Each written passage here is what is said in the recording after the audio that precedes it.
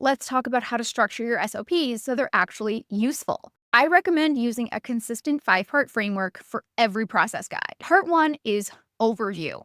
Start with a brief overview that explains what this process is for. This should be just 1 to 2 sentences that clearly state the purpose. For example, this guide explains how we onboard new coaching clients from signed contract to first session. Part 2, links and resources. Next, include any links, logins, or resources needed to complete the process. It should feel self-explanatory. This might include links to your project management tool, email templates, client forms, or any other relevant resources. The goal here is to put everything the person needs in one place so they're not hunting for information. Next up is a video tutorial, part 3. I am a huge advocate for including a screen recording of the process.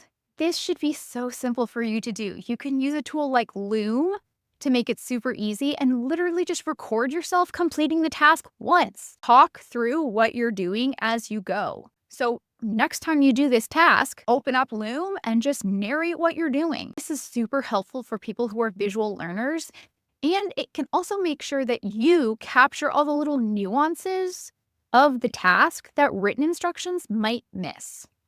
Research from the Social Science Research Network shows that 65% of people are visual learners, meaning they retain information better when it's presented visually. So by including video tutorials in your SOPs, you're catering to the majority learning style preference. Part 4 is step-by-step instructions. Now comes the actual step-by-step breakdown. Be as detailed as possible here.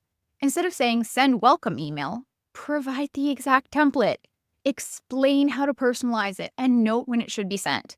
Don't assume knowledge. Be explicit about every action that needs to be taken. And part 5 is the quality checklist. Finally, include a checklist to ensure quality and consistency. This might include things like client's name is spelled correctly in all communications, or all dates in the calendar invites match the contract. This checklist should serve as a final verification before considering the task complete. Remember, a lot of the details, especially if you are a solopreneur, live inside your head. Don't assume if you are bringing on a VA or a team member that they can read your mind. You need to get all of that information out of your head and into the SOP.